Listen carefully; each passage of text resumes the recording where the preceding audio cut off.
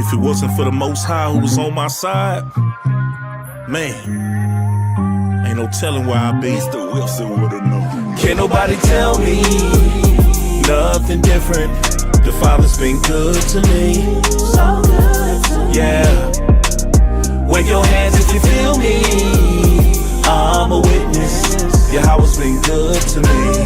So good to me. Every morning that I rise, I thank Yahweh that I'm living. Keep my enemies at bay and never leave without my fringes. 1611 with me cause I'm on a mission. Talking sheep, I pay the cost, me and my lines really live it. I don't need no glory, you don't have to know my story. Glad I made it out this world cause this world was never for me. I thought that I was. If it wasn't for the Most High who was on my side, man, ain't no telling where I'd be. Mr. Wilson would've known. Can't nobody tell me nothing different. The Father's been good to me. So good to me. Yeah. Wave your hands if you feel me. I'm a witness. Yahweh's been good to me. So good to me. Every morning that I rise, I thank Yahweh that I'm living. Keep my enemies at bay and never leave without my fringes. 1611 with me cause I'm on a mission. Talking sheep, I pay the cost, me and my lines really live it. I don't need no glory, you don't have to know my story. Glad I made it out this world cause this world was never for me. I thought that I was. If it wasn't for the Most High who was on my side, man, ain't no telling where I'd be. Mr. Wilson would've known. Can't nobody tell me nothing different. The Father's been good to me. So good to me. Yeah. Wave your hands if you feel me. I'm a witness. Yahweh's been good to me. So good to me. Every morning that I rise, I thank Yahweh that I'm living. Keep my enemies at bay and never leave without my fringes. 1611 with me cause I'm on a mission. Talking sheep, I pay the cost, me and my lines really live it. I don't need no glory, you don't have to know my story. Glad I made it out this world cause this world was never for me. I thought that I was. If it wasn't for the Most High who was on my side, man, ain't no telling where I'd be. Mr. Wilson would've known. Can't nobody tell me nothing different. The Father's been good to me. So good to me. Yeah. Wave your hands if you feel me. I'm a witness. Yahweh's been good to me. So good to me. Every morning that I rise, I thank Yahweh that I'm living. Keep my enemies at bay and never leave without my fringes. 1611 with me cause I'm on a mission. Talking sheep, I pay the cost, me and my lines really live it. I don't need no glory, you don't have to know my story. Glad I made it out this world cause this world was never for me. I thought that I was. If it wasn't for the Most High who was on my side, man, ain't no telling where I'd be. Mr. Wilson would've known. Can't nobody tell me nothing different. The Father's been good to me. So good to me. Yeah.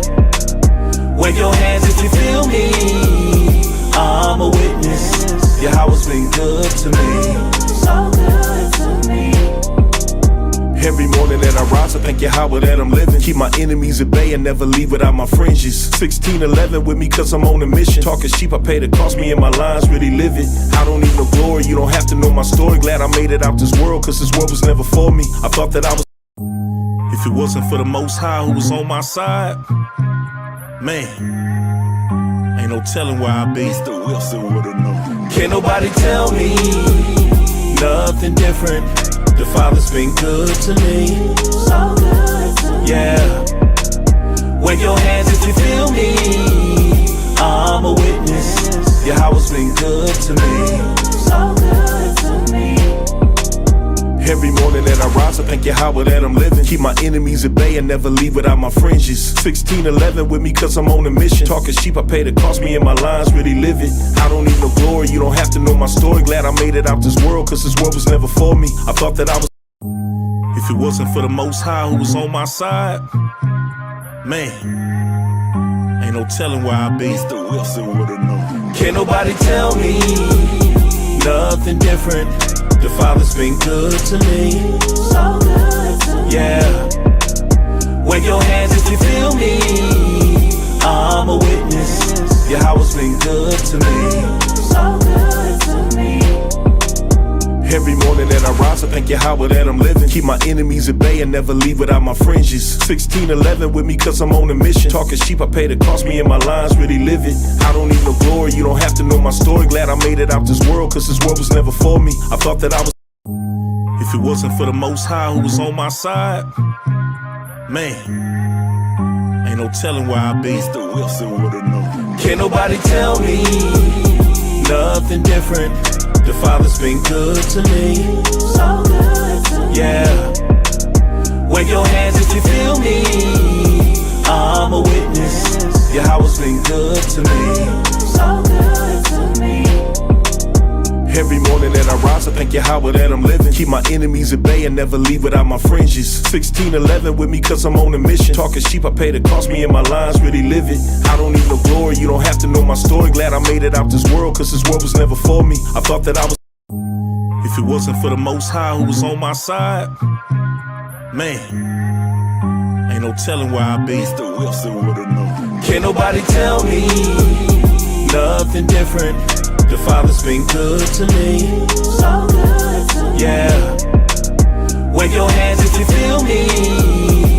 I'm a witness. Yahweh's been good to me. So good to me. Every morning that I rise, I thank Yahweh that I'm living. Keep my enemies at bay and never leave without my fringes. 1611 with me cause I'm on a mission. Talking sheep, I pay the cost, me and my lines really live it. I don't need no glory, you don't have to know my story. Glad I made it out this world, cause this world was never for me. I thought that I was. If it wasn't for the Most High who was on my side, man, ain't no telling where I'd be. Mr. Wilson would've known. Can't nobody tell me nothing different. The Father's been good to me. So good to me. Yeah. Wave your hands if you feel me. I'm a witness. Yahweh's been good to me. So good to me. Every morning that I rise, I thank Yahweh that I'm living. Keep my enemies at bay and never leave without my fringes. 1611 with me cause I'm on a mission. Talking sheep, I pay the cost, me and my lines really live it. I don't need no glory, you don't have to know my story. Glad I made it out this world, cause this world was never for me. I thought that I was. If it wasn't for the Most High who was on my side, man, ain't no telling where I'd be. Mr. Wilson would've known. Can't nobody tell me nothing different. The Father's been good to me. So good to me. Yeah. Wave your hands if you feel me. I'm a witness. Yahweh's been good to me. So good to me. Every morning that I rise, I thank Yahweh that I'm living. Keep my enemies at bay and never leave without my fringes. 1611 with me cause I'm on a mission. Talking sheep, I pay the cost, me and my lines really live it. I don't need no glory, you don't have to know my story. Glad I made it out this world, cause this world was never for me. I thought that I was. If it wasn't for the Most High who was on my side, man, ain't no telling where I'd be. Mr. Wilson would've known. Can't nobody tell me nothing different. The Father's been good to me. So good to me. Yeah. Wave your hands if you feel me. I'm a witness. Yahweh's been good to me. So good to me. Every morning that I rise, I thank Yahweh that I'm living. Keep my enemies at bay and never leave without my fringes. 1611 with me cause I'm on a mission. Talking sheep, I pay the cost, me and my lines really live it. I don't need no glory, you don't have to know my story. Glad I made it out this world, cause this world was never for me. I thought that I was. If it wasn't for the Most High who was on my side, man, ain't no telling where I'd be. Mr. Wilson would've known. Can't nobody tell me nothing different. The Father's been good to me. So good to me. Yeah. Wave your hands if you feel me. I'm a witness. Yahweh's been good to me. So good to me. Every morning that I rise, I thank Yahweh that I'm living. Keep my enemies at bay and never leave without my fringes. 1611 with me cause I'm on a mission. Talking sheep, I pay the cost, me and my lines really live it. I don't need no glory, you don't have to know my story. Glad I made it out this world.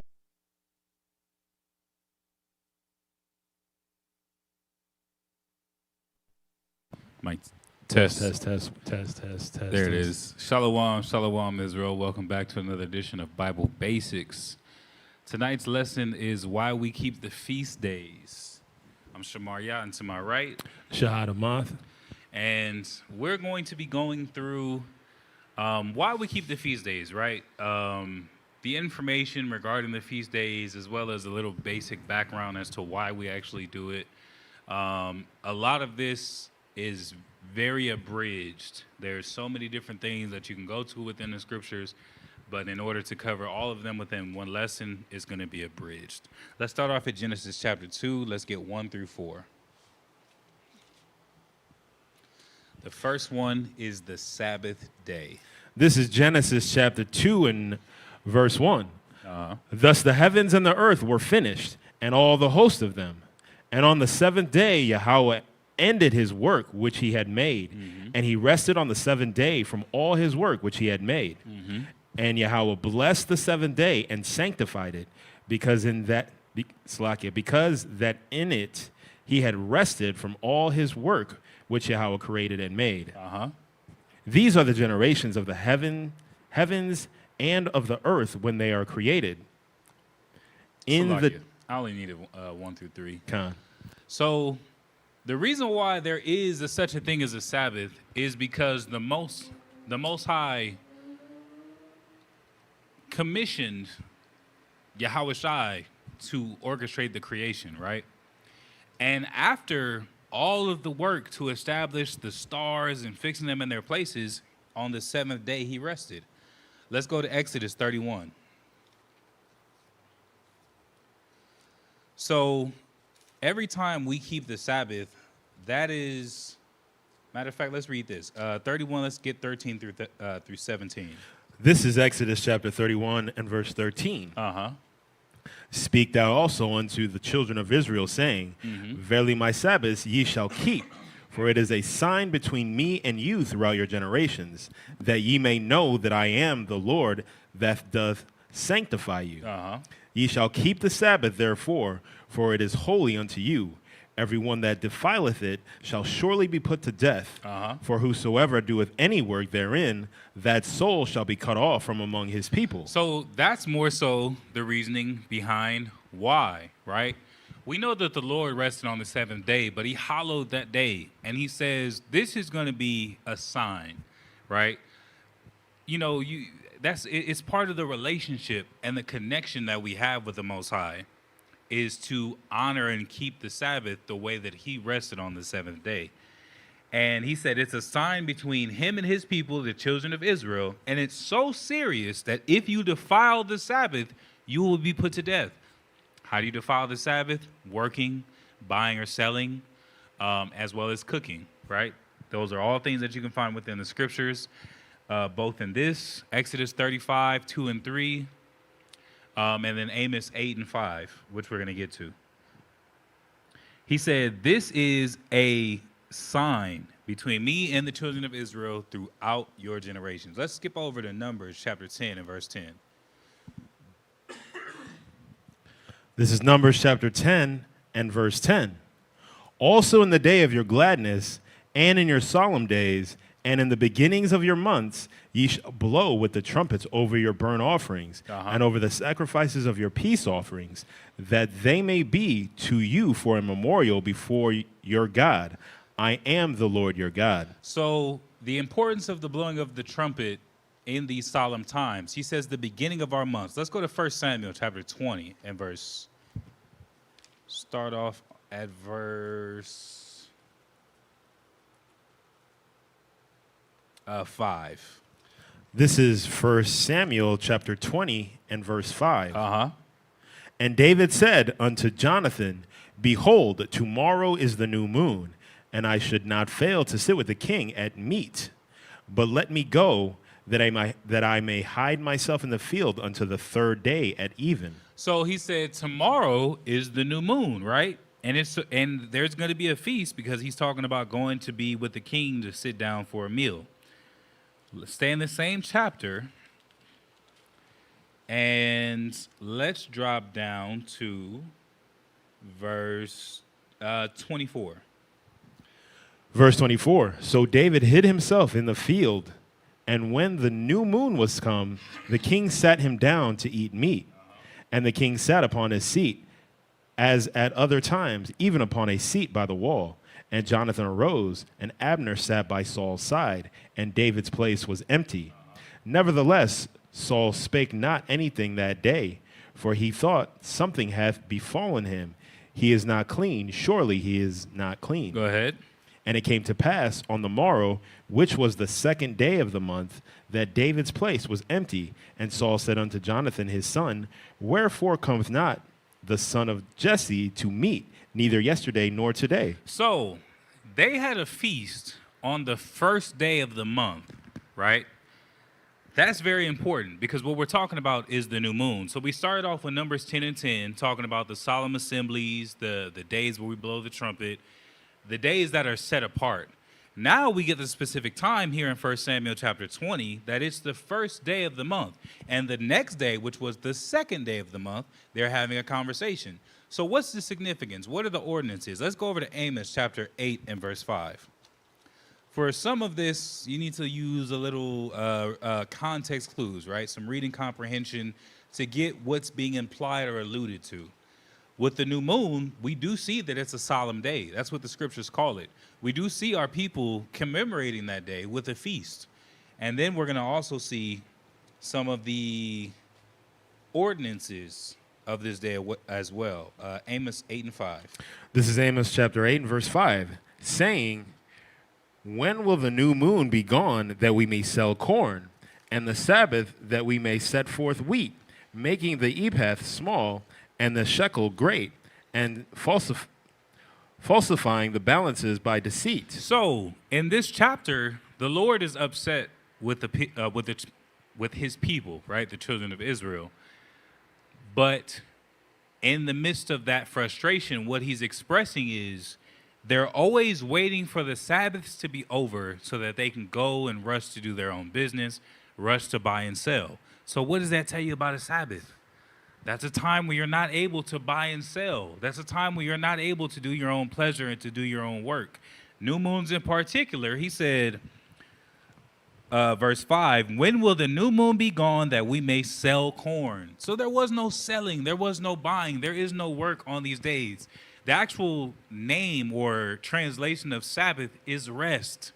These are days of rest for our people. These are days where we're supposed to disengage from all the labors and things that we have to do in the world in captivity to be able to survive, and times where our focus is on the Lord. Our peace is with the Lord, and as well as maintaining the relationship. We saw in Exodus 31, he said, my Sabbaths, with an S, plural, ye shall keep, for they are a sign.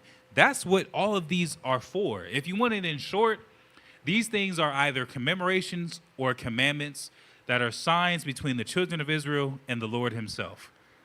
That's the summed up synopsis of why we keep the holy days. But we're going to go through. Oh, I thought we could wrap it up there. Right. That's it. Class of joy. No, we're kidding. But that's the synopsis as to why we do this, right? Let's go to, from there, Leviticus 23. Now, for the most part, the vast majority of the holy days that we keep and that we celebrate even until this day, because he specifies throughout your generations, they're found in Leviticus, the 23rd chapter. Let's start at verse 1. This is Leviticus chapter 23 and verse 1. And the Lord spake unto Moses, saying, Speak unto the children of Israel, and say unto them concerning the feast of the Lord, which ye shall proclaim to be the holy convocations, even these are my feasts. Go ahead. 6 days shall work be done, but the 7th day is the Sabbath of rest, and a holy convocation. Ye shall do no work therein. It is the Sabbath of the Lord in all your dwellings. So that's one of the ordinances that we spoke about. There's no work. There's no buying, there's no selling, there's no work. And particularly with the 7th-day Sabbath, we're not going to go there, but you can read Exodus 35, probably 1 through 3. There's no cooking as well, specifically on the 7th-day Sabbath. Go ahead. These are the feasts of the Lord, even holy convocations, which ye shall proclaim in their seasons. Okay. Verse 5, in the 14th day of the first month at even is the Lord's Passover. So these are not only within a specific time of a month, but they're also within a specific season. So in the first month, which is Abib or green ear, right? That's spring.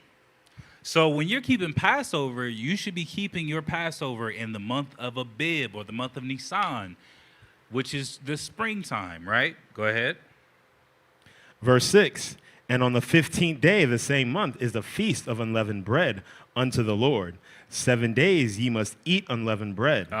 And in the first day ye shall have an holy convocation. Ye shall do no servile work therein. But ye shall offer an offering made by fire unto the Lord 7 days. In the 7th day is an holy convocation. Ye shall do no servile work therein. So, Passover specifically is, well, the ceremony that we keep now is a commemoration of the Lord delivering the children of Israel out of Egypt, right? You can find a lot of the ordinances, you can find a lot of the specificity in Exodus chapter 12. That tells you the proponents of the feast, or the components of the feast. That tells you because it was the time that we were delivered. And the first ever Passover was where you see the plagues that were in Egypt. That's where you see, let my people go, and Moses going before Pharaoh, pleading on behalf of the children of Israel. Once we were released, we went into the wilderness. That was the first ever Passover, right? Ever since then, it's not a direct deliverance year by year, but still celebrating and commemorating the time where our God delivered us out of the greatest captivity that we had served yet until this time. And there will be another deliverance, right? Go ahead. Verse 9. And the Lord spake unto Moses, saying, Speak unto the children of Israel, and say unto them, When ye be come into the land which I gave unto you, and shall reap the harvest thereof, then ye shall bring a sheaf to the first fruits of your harvest unto the priest. And he shall wave the sheaf before the Lord to be accepted for you. On the morrow after the Sabbath, the priest shall wave it. So this is important because let's drop down to verse 15. And ye shall count unto you from the morrow after the Sabbath, from the day that ye brought the sheaf of the wave offering, 7 Sabbaths shall be complete. Okay, so Passover, you have to take a lamb of the first year without blemish. Again, you can find this in Exodus chapter 12. Lamb, and I believe a goat is acceptable, of the first year without blemish, right? With bitter herbs, lamb, and unleavened bread. Those are the 3 necessary components, right? You have not completed Passover until you've partaken of those things. Wine is a component, but it does not carry the same level of gravity as far as the ordinance is concerned as the other 3 components. Those you must partake in the first month, 14th day at even, right, of the year. Now, when it talks about the sheaf offering, this is whatever it is that you brought in from that time. Again, we're talking about spring, so you're getting your first fruits.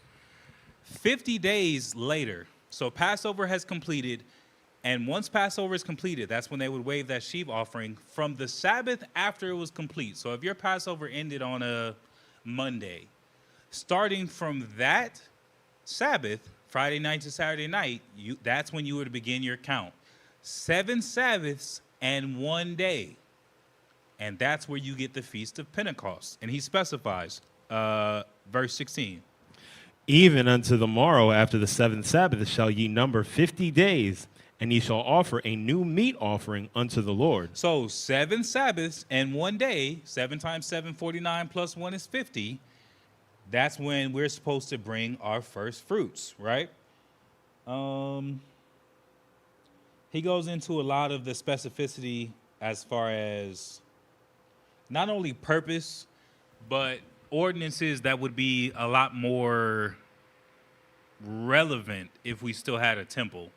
We don't come together to burn all of these things the way that we were upon an altar back then. Now it's just the commemoration of these things, right? Let's drop down to verse 23. And the Lord spake unto Moses, saying, Speak unto the children of Israel, saying, In the 7th month, in the first day of the month, shall ye have a Sabbath, a memorial of blowing of trumpets and holy convocation. Go ahead. Ye shall do no servile work therein, but ye shall offer an offering made by fire unto the Lord. So notice, there's always, even though he's saying it over and over again, there's always that specific being added, ye shall do no servile work. All of these Sabbaths are exactly that. They're days of rest. Whatever job you have, whatever occupation you occupy, it comes to a halt for the Sabbaths, right? For the holy days. He said, you shall do no servile work therein. Does that mean that you can't turn on a light? Does that mean that you can't hop in the shower? That's not what he's saying. Servile work is specific to work that is being done in the service of, or the aptitude of service, right? Your job, you're a servant. They call it an employee, but you're a servant, right? You're working for someone else, fulfilling a duty for wages. That has to come to an end. That doesn't mean you can't, your child knocks over some water, some milk, their bowl of cereal. I can't clean it, it's the Sabbath. That's not servile work. It's funny because we've been doing it for long, but Right. there are people who be like, what can we do? And then a lot of times when we hear we're the Jews, they look at Jewish. Right. And, but no, that's not what it's saying. You can still do that what is necessary for the feast. That's what the scriptures say, right? Go ahead.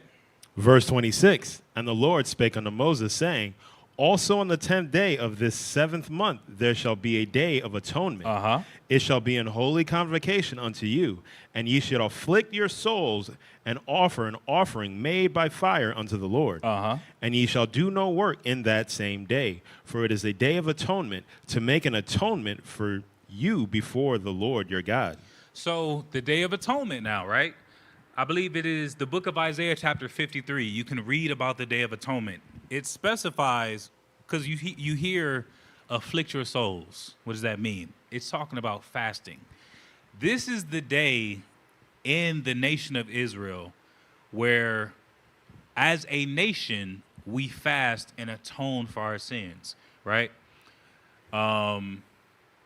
That's from the children, the babies. It even specifies animals. Pets. Yep. Pets. Nothing eats. Livestock. Yeah, nothing eats in all the coasts of Israel. So how do we apply that to this day? Anything that's under your rulership, anything that's under your house, they fast. You, your wife, your children, your animals, if you have them, move that food bowl, move that water dish, let them get their fill before the sun goes down.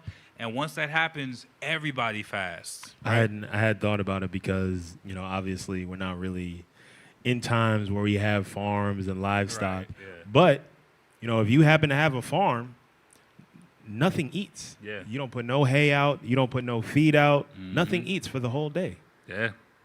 Probably have to go drain some water. Yeah, all of that. Yeah, it's serious. None of your chickens, hens, none of that. Nothing. Just real fast, because we doing decent on time. Let's go to Isaiah 53.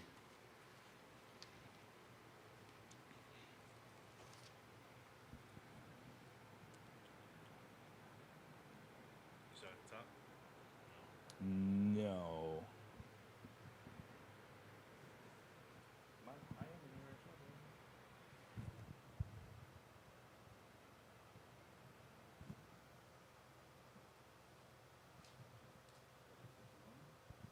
So, let me find the scripture I'm looking for real fast.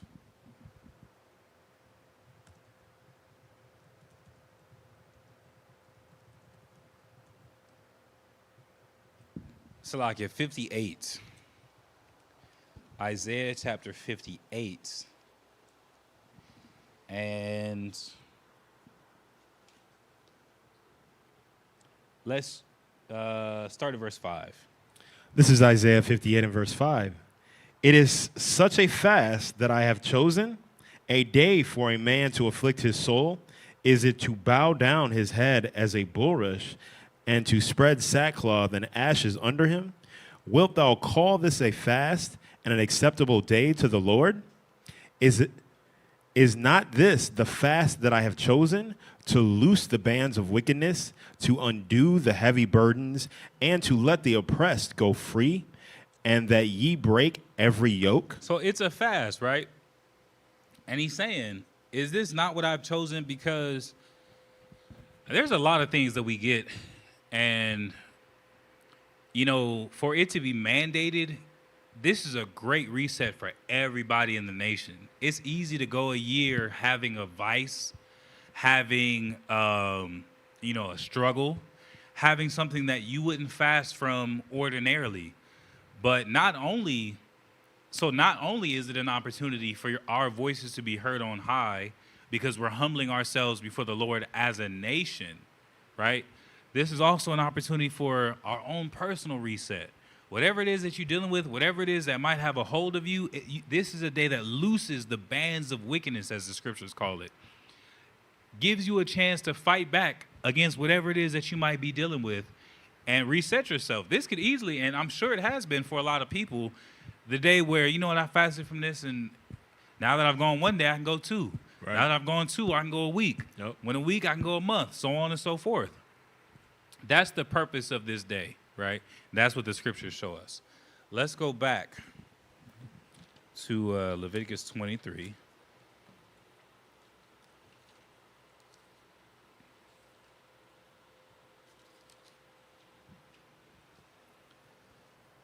And let's pick it up at verse 33. This is Leviticus 23 and verse 33. And the Lord spake unto Moses, saying, Speak unto the children of Israel, saying, The 15th day of this 7th month shall be the feast of tabernacles for 7 days unto the Lord. On the first day shall be an holy convocation. Ye shall do no servile work therein. Go ahead. 7 days ye shall offer an offering made by fire unto the Lord. Okay, Salakia. So, let me see. Let's drop down to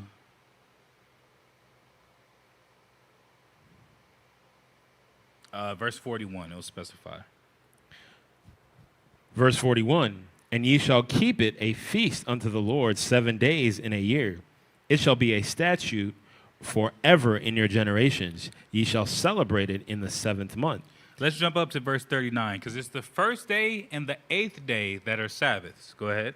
Also in the 15th day of the 7th month, when ye have gathered in the fruit of the land, ye shall keep a feast unto the Lord 7 days. On the first day shall be a Sabbath, and on the 8th day shall be a Sabbath. And he shows us for 7 days you're going to celebrate, meaning for 7 days you're going to do this. Drop down to verse 42. Ye shall dwell in booths 7 days. All that are Israelites born shall dwell in booths. Go ahead. That your generations may know that I made the children of Israel to dwell in booths when I brought them out of the land of Egypt. I am the Lord your God. So, this is also related to the Exodus and the time that we were delivered out of Egypt, right? You have the Passover itself with its own significance, right? And then you have the time after this Exodus where our people, whereas we should have gone into our land, there's a whole history behind that, but our people weren't spiritually and mentally ready, right? Between the character, the doubt, the disconnection we had experienced with the Most High for all those years, there was still quite a bit of purging of our spirits that had to take place before we were ready to go into the land. Long story short, it ended up being 40 years. And all they that walked out of Egypt from the Exodus, none of them of that generation made it. But their children later on in their lives were the ones to enter into the promised land. During those 40 years that our people were in the wilderness, we dwelt in booths. We weren't established as a nation. We were nomadic. So we would pick up and travel and traverse however long we were instructed to, and we would set up and be, placed wherever it was that the Lord would have us to be in the wilderness for however long he decided. That went on for 40 years before everyone of that generation died off, and the children of Israel that were youths during the Exodus grew up and went in to conquer the land. So that is not all of the feast days that an Israelite is commanded and that we culturally keep within a year. Let's go over to John chapter 10 and verse 22. This is actually the only verse in the traditionally sold King James Version that mentions this history, unfortunately. Go ahead. This is St. John chapter 10 and verse 22. And it was at Jerusalem, the feast of the dedication, and it was winter. So this is the only time that you're going to hear about the Feast of Dedication in the Bible that you buy off the shelf under regular circumstances. The Bible should include what's called the Apocrypha, coming from a Greek word apokryphitis, which simply means hidden books or hidden writings. When you read from the Old Testament, right, Isaiah, Jeremiah, Ezekiel, you keep hearing about Babylon. You hear about the different captivities, the Persians and Medes. You hear about, the powers that were at that time. And then when you open up to Matthew, it's just Herod. And now Greece is in control. Rome is in control, right? You read about Paul. He was a Roman. You read about Cornelius being a Roman. And it's like, dang, how do we go from Babylon and the how do we get there to all the way over here? That history is contained in the Apocrypha. You read about the process of Hellenization and assimilation our people endured under the control and authority of Greece and Rome. About 300 years or so, give or take, of history in this book. So it's vital for our understanding as well as to be able to understand our history, because the transition is found here. We know that the Feast of Dedication is in your so-called traditional Bible, and we know that it's held in the winter. But what else is there, right? Let's go to 1 Maccabees. Hold on, let me rearrange this real fast. We're going to start off on chapter 1. And let's get verse 41 through 49.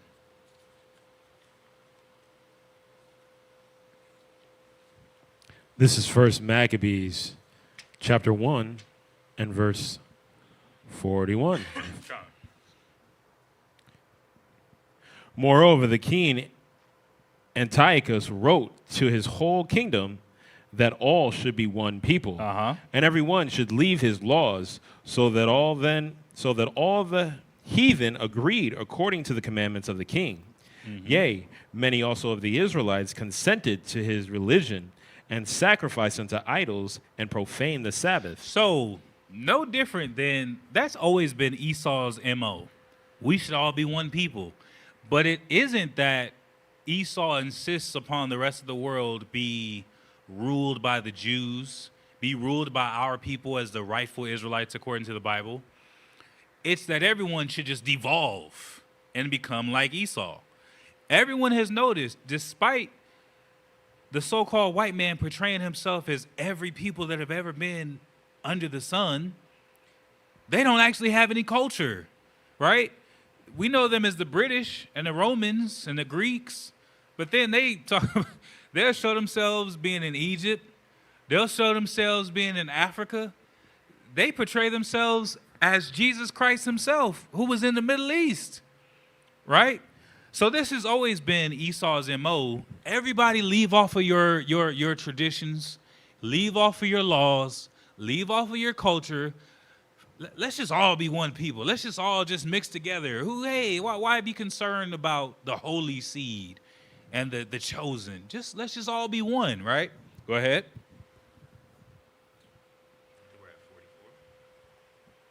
For the king had sent letters by messengers unto Jerusalem and the cities of Judah, that they should follow the strange laws of the land. So leave off of the nobility that you've been given and the heritage that the Lord has handpicked you to receive. Just follow these strange laws. We'll give you something new. We'll give you something, we'll supplement. Go ahead. And forbid burnt offerings and sacrifices and drink offerings in the temple, and that they should profane the Sabbaths and festival days. And again, they're not trying to rise to our standard of holiness. They want us to abandon the sacrifices and the Sabbaths. Go ahead. And pollute the sanctuary and holy people. And that's the MO. Go ahead. Set up altars and groves and chapels of idols, and sacrifice swine's flesh and unclean beasts, that they should also leave their children uncircumcised, and make their souls abominable with all manner of uncleanness and profanation, to the end they might forget the law and change all the ordinances. So you might say that like, if you're just coming in, it's hard to be able to understand the significance. They essentially wanted us to depart in every way possible from our God. As much as we talk about we need God, we need Jesus, all these various different things, when we become like everyone else, we become destitute of righteousness, destitute of understanding and a connection with the Almighty. And that's the whole goal. If for these other nations, they have nothing to lose. They have no God. They have no legacy of being the chosen and being guided out of the land of Egypt, being delivered from captivity with a mighty hand. They don't have that heritage and culture. So while we have everything to lose, they have everything to gain by devolving us, right? By stripping us of our culture. And at this point, they were trying to get people to willingly depart. And it's no different than what you see today. As a nation, look what our people constantly do. Everybody's a sellout. Shannon Sharp, he like, for 50 million, I'll go to hell. It's embarrassing that our people have given up the nobility, given up the culture, the heritage, everything that we came from to be sellouts, to shuck and jive and be entertainment for this kingdom that is. But this is the trials and tribulations that our people were going through at that time. So let's jump over. Again, this is a bridge. There's so much history, it will be impossible to go over each. Select, huh? Khan, go ahead. Verse 50. And whosoever would not do according to the commandment of the king, he said he should die. And it was life or death. So it wasn't like a friendly suggestion, hey, let's all be one people. You know, you guys can stop doing all those sacrifices and drink offerings and things that are pleasing unto the Lord. Yeah, you guys can go ahead and abandon that sacrificial law and that ceremonial law and that dietary law and those moral laws. Don't worry about all that. And then he followed up with, and if you decide to, it's your life, right? So a lot of our people were acquiescing, some out of fear, some out of greed and out of wickedness. They were giving people money to be able to promote their doctrine, to promote their ideology, to promote wickedness. Kind of like what you see in the music industry, kind of like what you see in the entertainment industry. You promote murder of your own kind, that you get a deal. Forget the fact that you confessing all those murders in your raps. We just want your people to hear it. Because when somebody's having a bad day and somebody's going through a tough time and they turn on your music and you get them feeling like they ready to go tear something up, they probably will. When you talk about desperation and being disadvantaged and disenfranchised and talking about there's no hope, people aren't going to think turn to God. They're going to go out there and just lose themselves. Yeah, turn up. They're going to go out there and lose themselves and become the monsters in the next generation of problems and criminals and further destroying the community. And if they ain't doing that, then it's just all about the turn up and it's all about the flex and it's all about the so-called joy that we receive by being lawless. Whole time, all you doing is destroying yourself. You done tied yourself to all them different souls. You wondering why after you slept with so-and-so, why you sitting up here having mental struggles that you ain't never had before, because sex ain't just sex. Right. In the Bible, that was what consummated a marriage. Yet and still, this is what our people are constantly promoted and constantly being shown only to the further destruction of our people and the furthering of the reconciliation of our people with our God. It's all harmful. And it's no different than what our people endured before. Let's go to 1 Maccabees chapter 4. Let's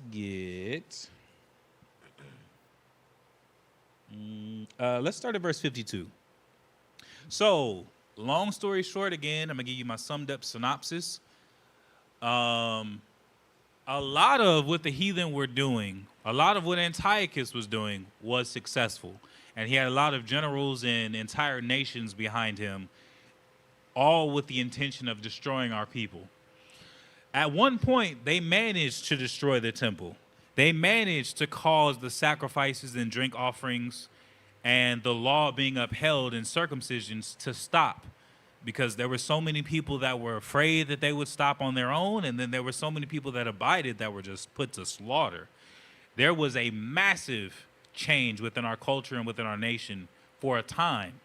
And then the Lord, because those that were righteous banded together to fight against oppression and wickedness, the Lord ended up allowing victory to prosper in their hands, right? The family called the Maccabees, right? The Maccabean family, which literally just means hammer, right? That's how much of a force they were in the earth, that they were just going by the hammers. After those battles were successful, there was a rededication of the temple, which is what we're about to read now. This is 1 Maccabees chapter 4 and verse 51. 52. Mm-hmm. Now on the 25th day of the 9th month, which is called the month Caslu, in the 140th and 80th year, they rose up betimes in the morning. They rose up like they usually would. Go ahead. And offered sacrifice according to the law upon the new altar of burnt offerings, which they had made. Look at what time and what day the heathen had profaned it, even in that it was dedicated with songs and citherns and harps and cymbals. So the Feast of Dedication, it was literally a loop to the day that the heathen went in and began to destroy the temple, tear down the altar, cause the sacrifices to stop, and destroy our connection, the physical place that we had being the temple, the physical connection we had with the Most High being the temple. On the same day and the same time, years later, it was rededicated to the day, right? Let's go ahead. Then all the people fell upon their faces, worshiping and praising the God of heaven, who had given them good success. And they kept the dedication of the altar 8 days, and offered burnt offerings with gladness, and sacrificed the sacrifice of deliverance and praise.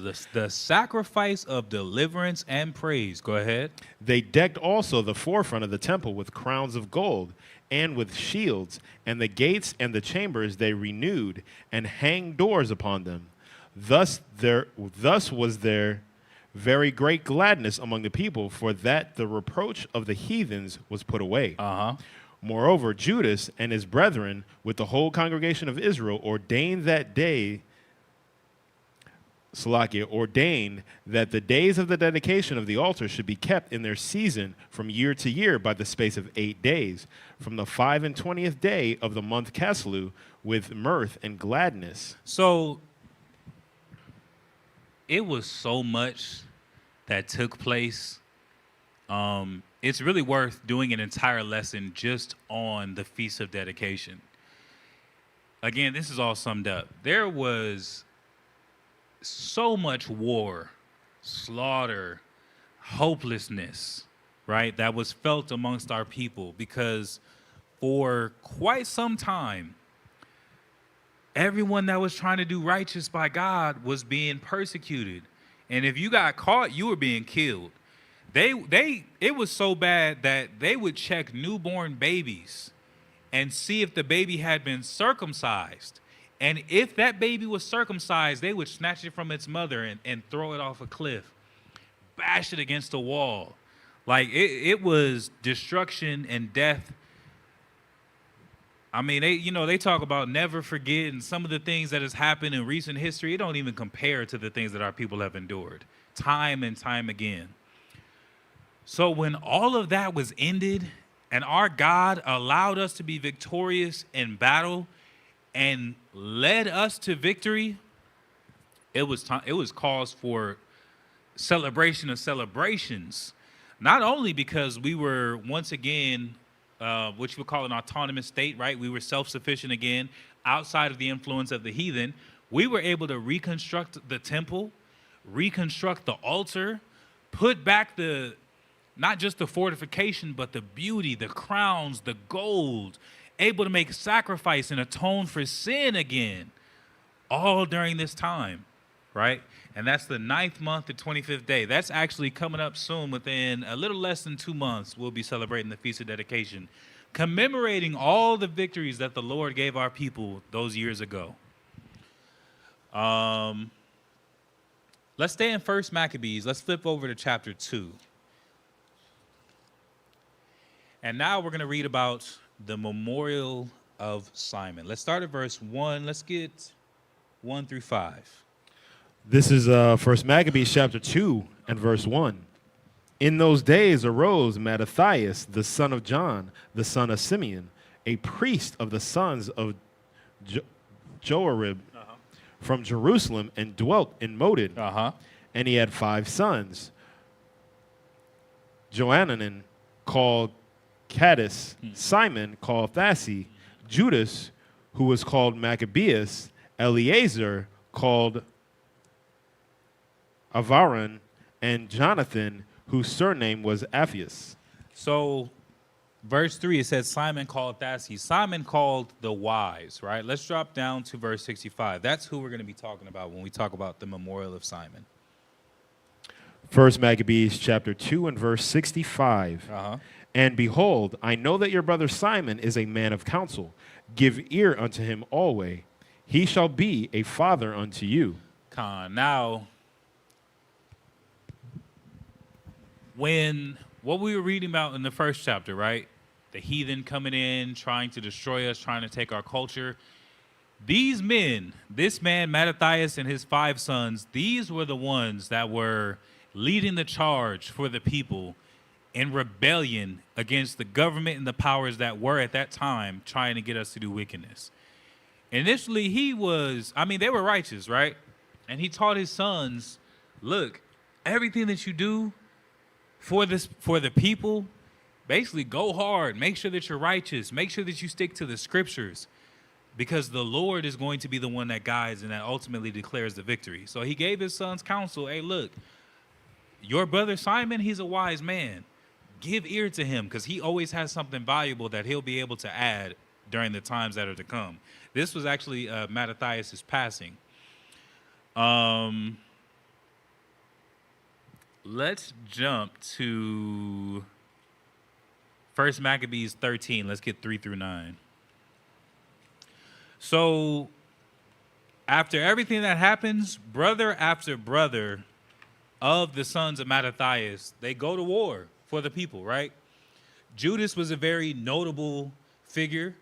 It said that he was a lion-like man in all his ways. He moved without fear, and even in his death, he was valiant. A lot of people were afraid, they were running, and he said, look, man, God forbid we should turn and run and let them. He said, man, if this is where we die, this is where we die. All of the sons of Mattathias were valiant, admirable men, right? But there came a particular time where Simon was the last brother left. He was the last one of the sons of Mattathias living, and the people came to him in distress, trying to basically game plan.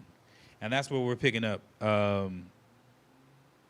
Let's start at verse 1. We're going to read 1 through probably about 9. This is First Maccabees chapter 13 and verse 1.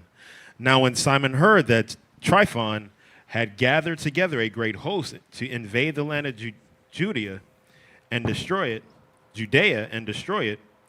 and saw that the people was in great trembling and fear, he went up to Jerusalem and gathered the people together and gave them exhortation, saying, Ye yourselves know what great things I and my brethren and my father's house have done for the laws and the sanctuary, the battles also and troubles which we have seen, by reason whereof all my brethren are slain for Israel's sake, and I am left alone.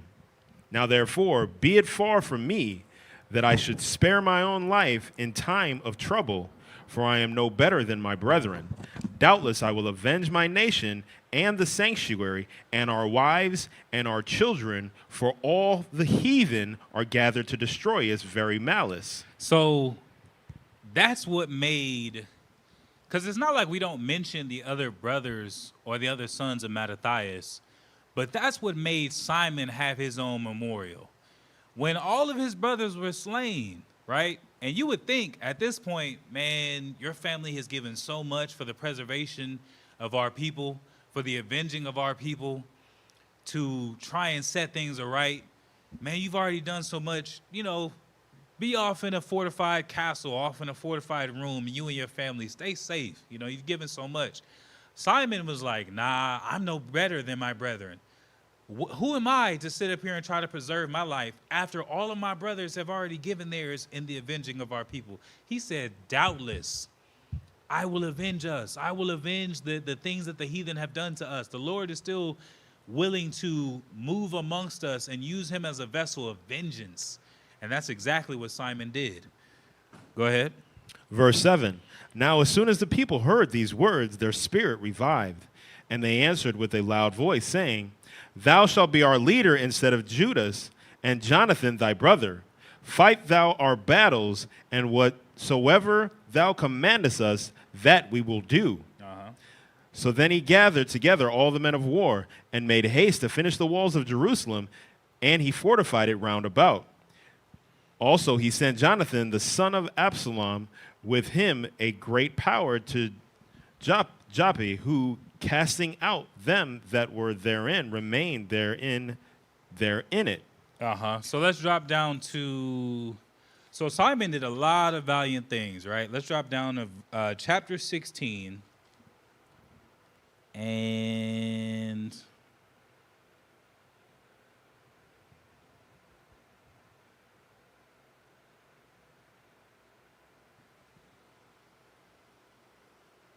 let's get 16 through 18. This is 1 Maccabees chapter 16 and verse 16. So when Simon and his sons had drunk largely, Ptolemy and his men rose up and took their weapons and came upon Simon unto the banqueting place and slew him and his 2 sons and certain of his servants, in which doing he committed a great treachery and recompensed evil for good.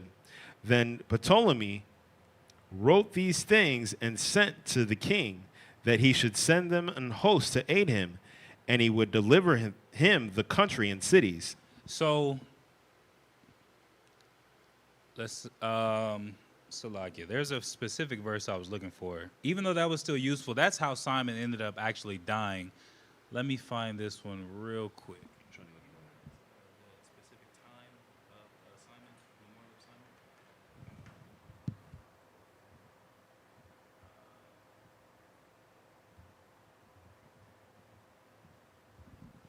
Let me find this real quick. Let's flip over. So that's how Simon died, right? So again, really abridged version. Everything that Simon was doing, even after the rest of his family was already killed in battle, he still chose to rise up and to answer the call of the people, right? He still chose to rise up and answer the call of the people and to bring vengeance for everything that had happened, because there was a lot that was going on. You're talking about from children. They weren't sparing anybody. It wasn't like there's rules of engagement and the rules of war and all this nonsense Esau tries to push to everybody else. They don't abide by them rules of war and rules of engagement. That's why they say all is fair in love and war. It's all permissible because it's war, right? Let me find that real fast. Bear with us one moment. There's a specific verse I'm looking for.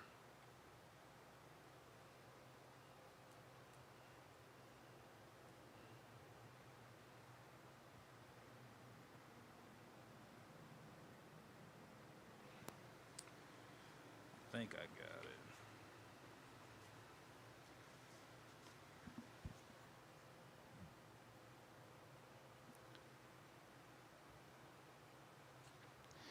I believe it's 1 Maccabees, chapter 13. And let's get let's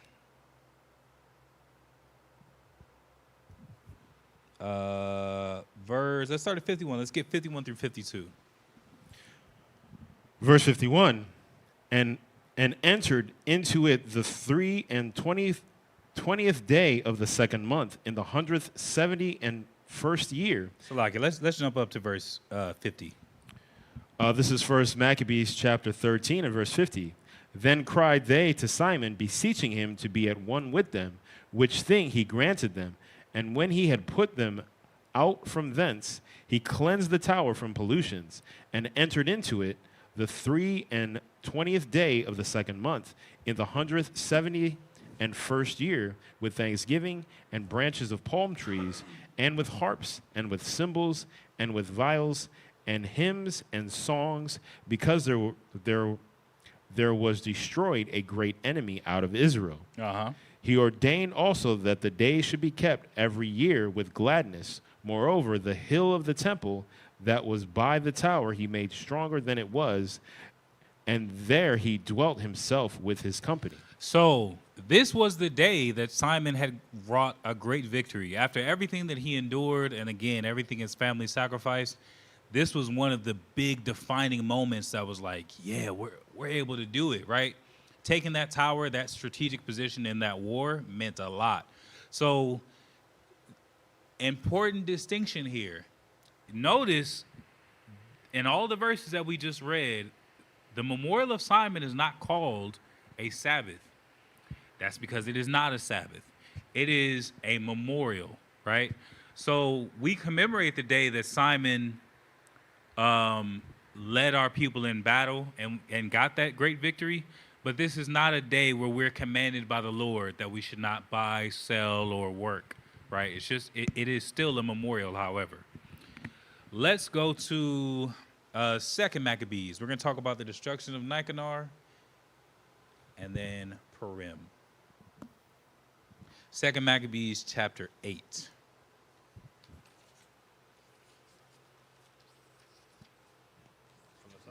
No, let's read from verse 9 through 12.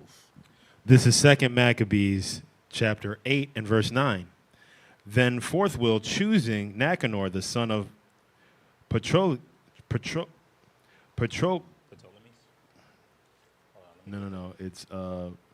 Patroclus, one of his special friends, he sent him with no fewer than 20,000 of all nations under him to root out the whole generation of the Jews.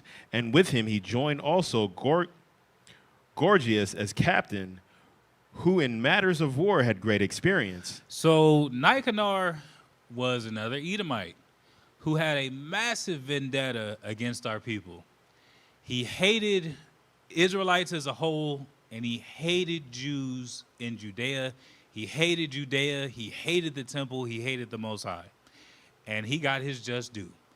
In so much that he was such a formidable opponent at one point, and so arrogant and prideful in his ways that out of many of the enemies that have come against our people through history, his death is one that we are continuously celebrating. It says he wanted to destroy the whole generation of the Jews. Go ahead. Verse 10. So Nicanor undertook to make so much money of the captive Jews as should defray the tribute of 2,000 talents, which the king was to pay to the Romans.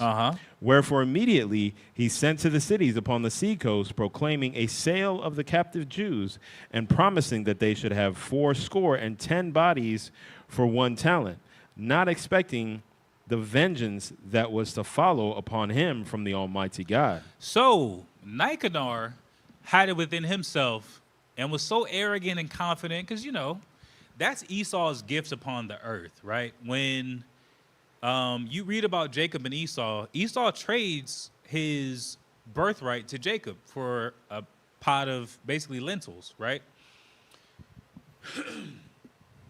And when Jacob goes before Isaac and is given this birthright and is given a blessing, Esau asks, is there nothing left?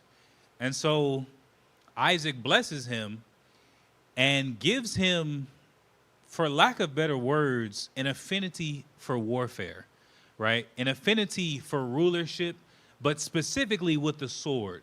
And that has been Esau's specialty upon the earth, even in this country, right? America isn't some prestigious nation. If you get on Instagram and you get on Facebook, Shalom, Instagram and on Facebook, and you see these other countries, they're just like, wow, America's like a third world country. This is so strange. This is so unheard of.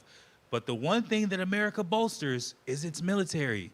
Most of these other countries are much better put together than America, But it's not about, who's educated, and no, it's about who carries the longest stick. And that's America's thing, right? Nicanor had that same level of confidence. He believed that, oh, man, we got this he sent word out before the battle was even begun.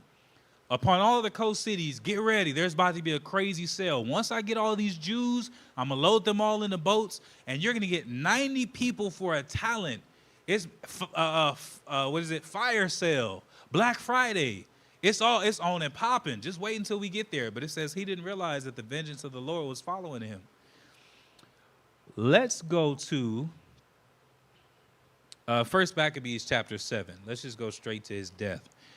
Again, if read these things, especially because we're headed towards all these feast days, right? We're headed towards the Feast of Dedication. We're headed towards the destruction of Nicanor. We're headed towards Purim, another great victory that we're going to talk about in a moment. Reread these things, and remember, this is a season for war. Everyone's going to start saying it, and some people already are. This is a season of warfare. Seems like around this time every year, stuff gets harder, right? Whether it's bills in your house, personal deaths in the family. A lot of people start dying around this time.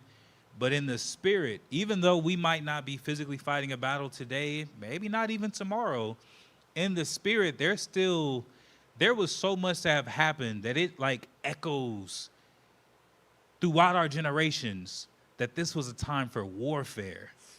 It was a time of joy and pain. Let's read that. What how you get? 1 Maccabees 7, and let's read 39 through the end of that chapter. This is 1 Maccabees chapter 7 and verse 39. So Nicanor went out of Jerusalem and pitched his tents in Beth Horon, where an host out of Syria met him.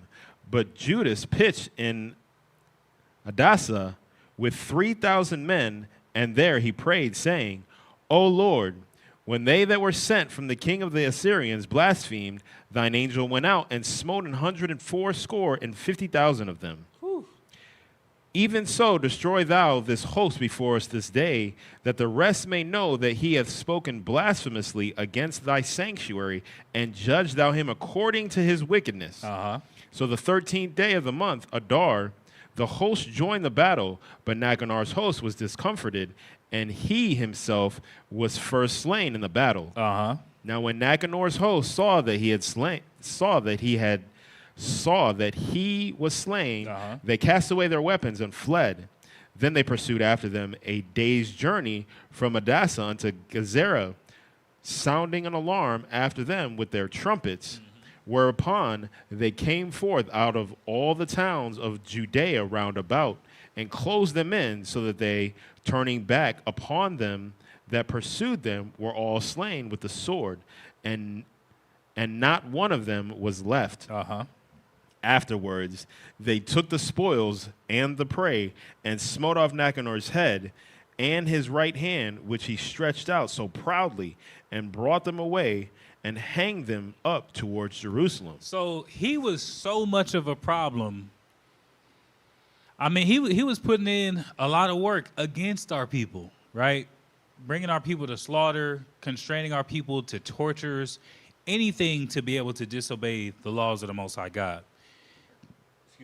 And he spake boldly over and over again, constantly boasting to anyone within earshot, with his arms stretched out, how he would bring this temple to destruction, and there won't be any left, and all that. So when he died, they chased after them. There was no survivors. There was no, we won the battle. It said they followed them for a whole day, running after everybody that came with them, and killed every last one of them until there was nobody left. Then when they came and they found his body, they cut off his right arm from the shoulder that he would always use to point and talk about how he would. Then they cut off his head, and they cut his tongue out of his head, and brought them and hung them up in Jerusalem. That's how much of an enemy this man was to our people. Go ahead. Verse 49. Moreover, they are, verse 48. For this cause the people rejoiced greatly, and they kept that day a day of great gladness. Moreover, they ordained to keep yearly this day, being the 13th of Adar. Thus the land of Judah was in rest a little while. So this Adar is the 12th month. So the 12th month, 13th day, that is the memorial of the destruction of Nicanor. Now, let's go to Esther. Esther chapter 3.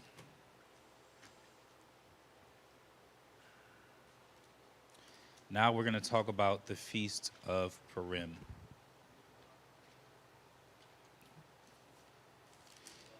Chapter 3. And let's start at verse 1 through 4. And then we'll get verse 8 through 10.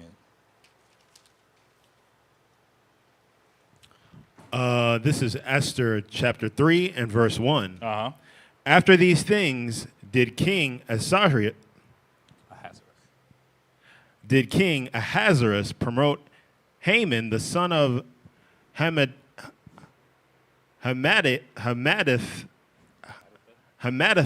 the Agagite, and advance him and set his seat above all the princes that were with him. And all the king's servants that were in the king's gate bowed and reverenced Haman, for the king had so commanded concerning him. But Mordecai bowed not, nor did him reverence. Then the king's servants which were in the king's gate said unto Mordecai, Why transgresseth thou the king's commandment? Now it came to pass, when they spake daily unto him, and he hearkened not unto them, that they told Haman to see whether Mordecai's matter would stand, for he had told them that he was a Jew. And that's where it all started. So Haman was another Edomite and Agagite who hated the Jews.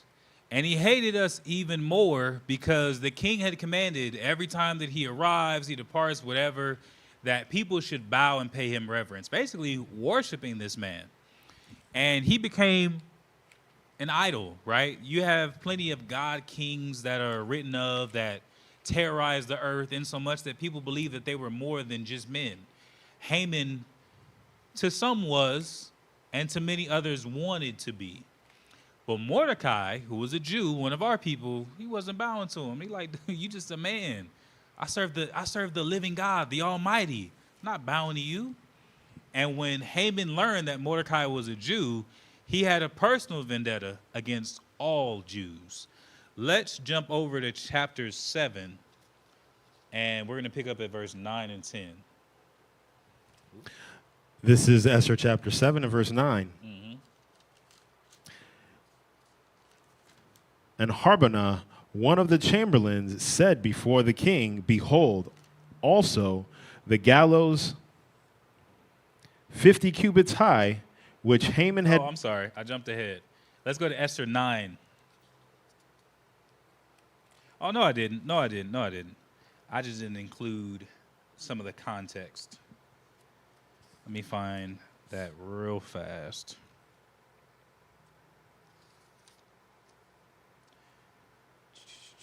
Let's go over to chapter 4.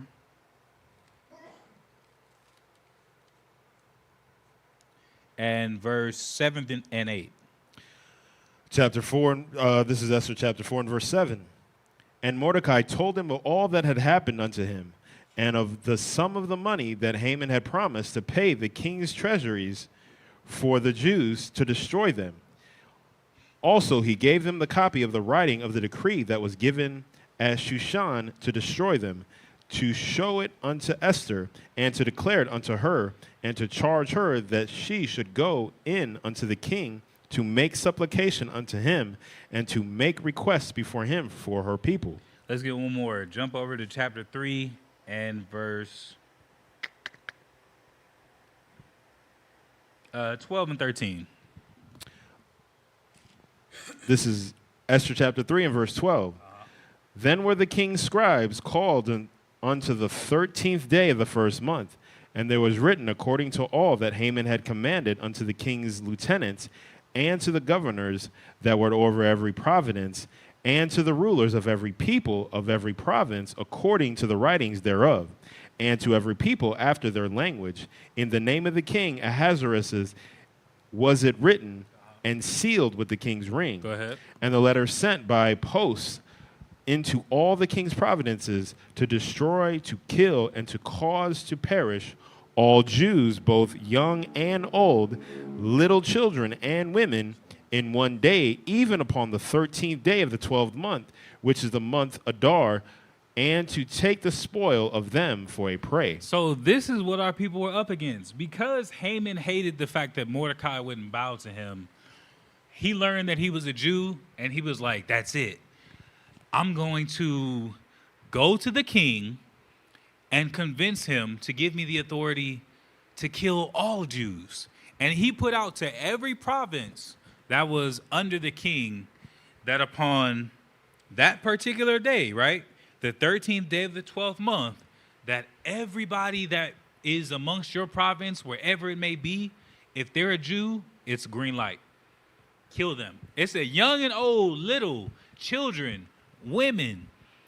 They were trying to Exterminate. exterminate our entire people in every country that we were. And that's what we had read a moment ago. Let's go back there to Esther chapter 7 and verse 9. He had took money from the king's treasury and was promising it unto people for their slaughtering. Let's get 9 and 10. This is Esther chapter 7 and verse 9. And Harbonah, one of the chamberlains, said before the king, behold also the gallows 50 cubits high, which Haman had made for Mordecai, who had spoken good for the king, standeth in the house of Haman. Then the king said, hang him thereon. So they hanged Haman on the gallows that he had prepared for Mordecai. Then was the king's wrath pacified. I still kind of read that out of order. That should have been the last one. Real fast, let's go to Esther chapter 9, and let's get 1 and 2, and then drop down to verse 22. Esther 9 and verse 1. Now in the 12th month, that is, the month Adar, on the 13th day of the same, when the king's commandment and his decree drew near to be put in execution, in the day that the enemies of the Jews hoped to have power over them, though it was turned to the contrary, that the Jews had ruled over them that had hated them, the Jews gathered themselves together in their cities throughout all the provinces of the king Ahasuerus to lay hand on such as sought their hurt, and no man could withstand them, for the fear of them fell upon all the people. So while Haman wanted this to be a day of slaughter, to literally exterminate all of our people, first of all, you see a beauty in the community there. It specifically said, the Jews gathered themselves together in their cities throughout all the provinces of the king Ahasuerus. Our people banded together, right? There's a lot that happened. So you have Hadassah, or Esther, who ends up marrying this king. And because she was married to the king, when there was a declaration put out that all the Jews would be slaughtered, our people wept and fasted and called upon the Most High. Esther did the same. Then she went and presented herself before the king, already having his favor because of the way that she behaved herself, the way she presented herself, her character. She was basically able to have so much favor that she said, well, you know, there's somebody that's seeking my people's hurt. They're trying to have us wiped out of the earth. And the king was like, not you, who? And she said, your guy Haman. He trying to kill all of us, me included. He's actually taken your money from, you know, the authority that you've given him, and he's using it as a payout for all the other people in all these provinces to bring corpses and the destruction of my people. And so, with the favor that she had, she was able to sway the king. And a matter of fact, she didn't even necessarily sway him. He was like, look, the declaration is put out, but I authorize for y'all to fight back. Gather yourselves together, fortify yourselves, and get ready for a fight, because that's what's coming. And we just read how everyone that was coming against our people to do us hurt couldn't even withstand the might and the spirit that the Most High had put upon us at that time. Let's drop down to verse 18. Let's read 18 through 23. This is Esther chapter 9 and verse 18. But the Jews that were at Shushan assembled together on the 13th day thereof, and on the 14th thereof, and on the 15th day of the same they rested, and made a day of feasting and gladness. Therefore the Jews of the villages that dwelt in the unwalled towns made the 14th day of the month Adar a day of gladness and feasting, and a good day, and of sending portions one to another. And Mordecai wrote these things and sent letters unto all the Jews that were in all the provinces of the king Ahasuerus, both nigh and far, to establish this among them, that they should keep the 14th day of the month Adar, and the 15th day of the same yearly, as the days wherein the Jews rested from their enemies, and on the month which was turned into them from sorrow to joy, and from mourning into a good day, that they should make them days of feasting and joy, and of sending portions one to another, and gifts to the poor. So that's what it ended up being. As opposed to a day of great slaughter amongst our people, we actually just read, and all praises, it all ended up working out. Haman was actually hung on the same gallows he intended for Mordecai, because he wouldn't fall down and worship him. He ends up being killed, and our people are able to so successfully defend ourselves that we had rest. And instead of these days being the days of horrible slaughter, they're days of celebration for us, that the Lord gave us yet another victory. And these are days of gift giving, right? We celebrate, right? We celebrate this victory. We celebrate the death of our enemies. And we come together and we have a good time. Notice again, the scriptures do not call this a Sabbath, right? This is another memorial. So upon the memorial of Simon, upon the destruction of Nicanor, and upon Purim, these three particular are not Sabbaths. They are memorials. So if you have constraints on your job, or you worried about that overtime and all that type of stuff, that's when you can be concerned, and there's no harm, no foul. You have anything you want to add? Again, so the purpose of these holy days, these feast days, is to bring us together, to remember, so that we can remember who we are, what we came from, what we went through, who our power and our God is, and what we have to look forward to according to his promises. All praises, well said. All praises to the Most High, Israel. Well, we hope that this has been edifying. Again, giving a synopsis, a very abridged version as to why it is that we do this and some of the significance behind these feast days. There's a reason for all of it, and it's always for our betterment, right? To be able to loose the bands of wickedness, to be able to connect better with our God, to show that we still honor his Sabbaths and his ordained days in a world full of evil that would have us do nothing but become the worst version of ourselves in his eyes. So all praises to the Most High. We hope that you continue to offer us your support and sharing the classes, liking and subscribing. And with that, we say shalom. Shalom.